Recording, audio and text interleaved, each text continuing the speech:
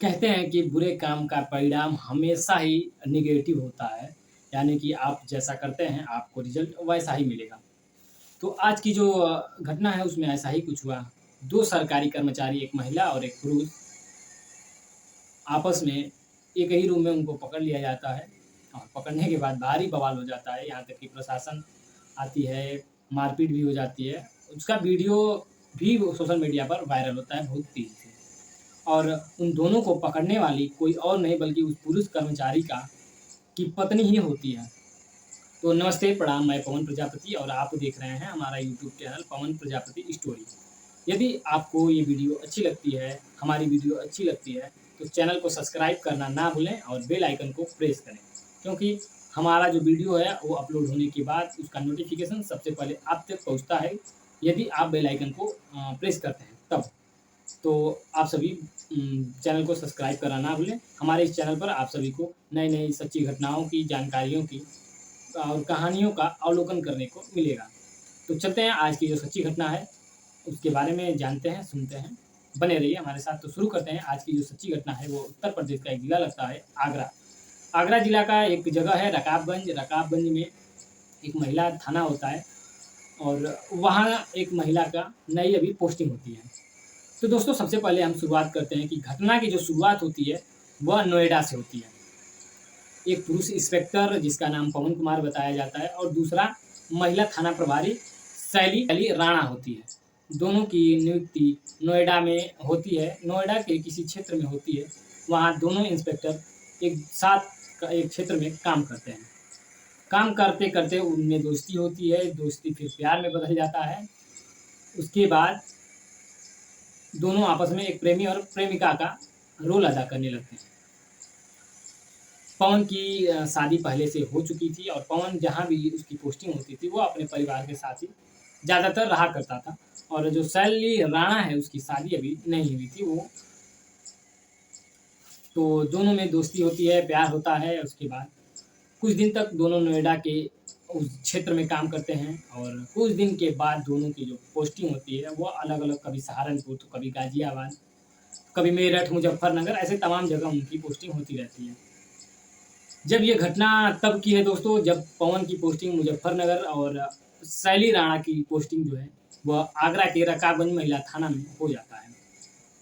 पवन मुज़फ्फरनगर में अपनी ड्यूटी करता है और शैली आगरा के रकाबगंज में अपनी ड्यूटी देती हैं, तैनाती देती हैं।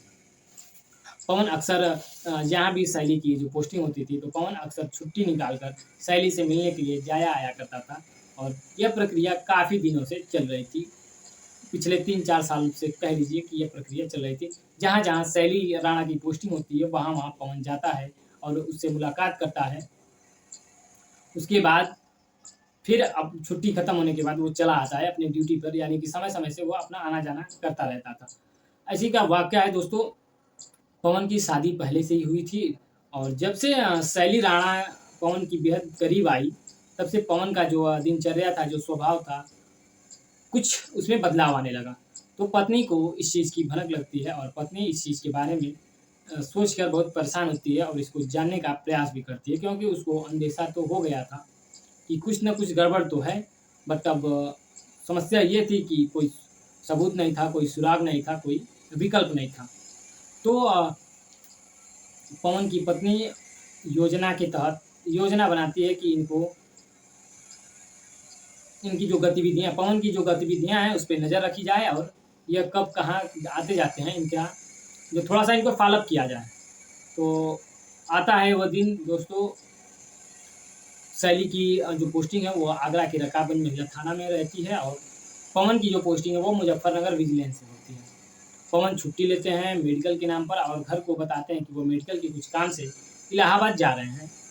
और उसी दौरान पवन का जो परिवार होता है वो पवन के बिल्कुल पीछे लग जाता है कि पवन कहाँ जा रहे हैं, क्योंकि पवन की कुछ दिनों से गतिविधियाँ काफ़ी अलग थी पहले की अपेक्षा। तो इससे कहीं न कहीं लोग, उनके परिवार वालों में एक शंका, एक असमंजस बना हुआ था। तो पवन जैसे ही घर से निकलते हैं, उनके परिवार वाले यानी कि उनकी पत्नी, उनका साला और उनके परिवार के कुछ लोग और भी उसमें शामिल होते हैं और पवन के पीछे-पीछे उनको फ़ॉलो करने लगते हैं। पवन चलते हैं वहाँ से तो इलाहाबाद के लिए, लेकिन वो इलाहाबाद जाते नहीं हैं बल्कि वो आगरा की तरफ चले जाते हैं। तो लोगों का जो शक था वो कहीं न कहीं अब सत्य में बदलने वाला था, जिसका बेसब्री से उनकी पत्नी, उनके परिवार को इंतज़ार था।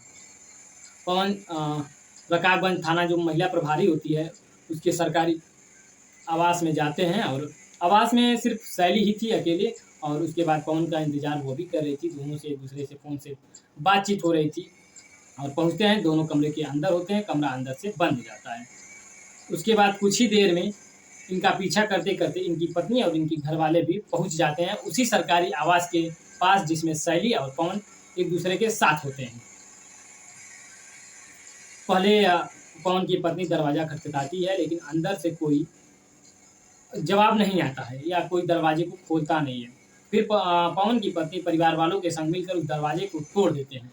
तोड़ने के बाद जो अंदर का दृश्य होता है, वह बिल्कुल लोगों को आश्चर्यचकित कर देने वाला दृश्य था क्योंकि दोनों आपत्तिजनक स्थिति में होते हैं और उसके बाद दरवाज़ा टूटने के बाद वो पवन अपनी पत्नी और अपने परिवार वालों को देखने के बाद बिल्कुल भौंचक्का रह जाता है। यूँ कह लीजिए बिल्कुल उसके होश उड़ जाते हैं, उसके पैरों तले ज़मीन खिसक जाती है।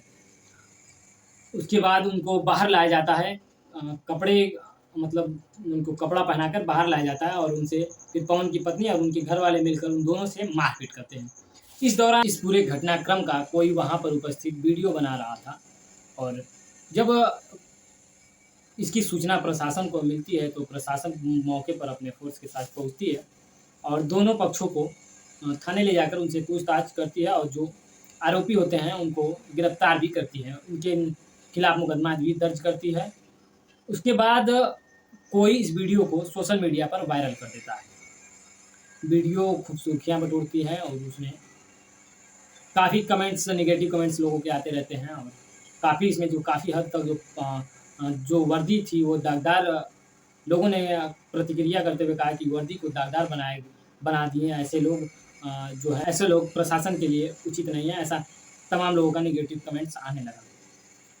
दोस्तों इस घटना को सुनाने का उद्देश्य किसी को परेशान करना नहीं, किसी को ठेस पहुँचाना नहीं बल्कि आप सभी को जागरूक करना है, सतर्क करना है, सचेत करना है। क्योंकि घटना कब किसके साथ हो जाती है उसका किसी को अंदाज़ा नहीं होता है। तो हमें आशा है कि आप सब जहाँ होंगे स्वस्थ होंगे, मस्त होंगे और व्यस्त होंगे। तो मिलते हैं हम किसी अन्य वीडियो के साथ। तब तक आप सभी अपना प्यार आशीर्वाद हमारे ऊपर बना